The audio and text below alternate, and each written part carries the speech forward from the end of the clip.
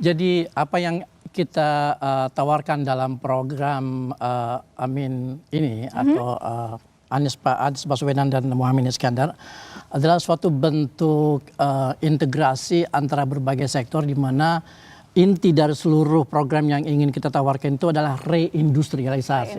Oke.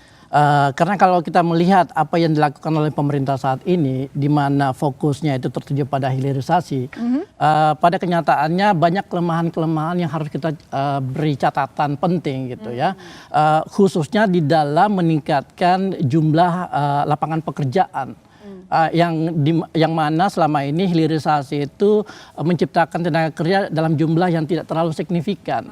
Nah, reindustrialisasi itu adalah kembali ke dasar di mana kita membangun struktur industri yang lebih kokoh. Seperti caranya? Jadi kalau misalnya kita lihat permasalahan deindustrialisasi di Indonesia yang terjadi selama 20 tahun itu kan sebenarnya terjadi karena adanya kelemahan struktur industri di mana industri yang masuk ke dalam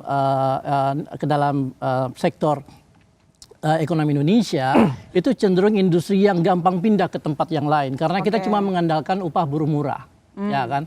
Sehingga ketika terjadi kompetisi antar negara yang menawarkan upah buruh murah, kita kalah dengan negara-negara lain seperti misalnya Vietnam, Laos, Kamboja, India dan sebagainya, ya kan? Nah, kita mencoba membangun industri kita dari bawah yang kita sebut sebagai reindustrialisasi ini, di mana struktur industri itu bertopang pada 4 hal. Ya, pertama itu adalah inovasi, kedua adalah vokasi, ketiga adalah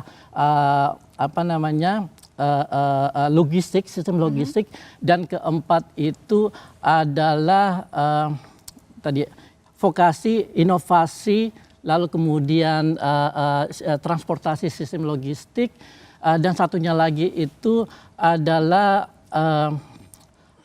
menciptakan kebijakan yang berbasis pada industri atau industrial policy. Nah, ini yang tidak ada selama ini gitu karena kebijakan hilirisasi yang dilakukan oleh pemerintah selama 5 tahun terakhir itu sebenarnya tidak menyentuh hal yang sangat fundamental di dalam permasalahan industri, yaitu bagaimana menciptakan industri yang kompetitif yang langsung menghasilkan produk-produk kompetitif di baik untuk pasar domestik maupun di pasar global.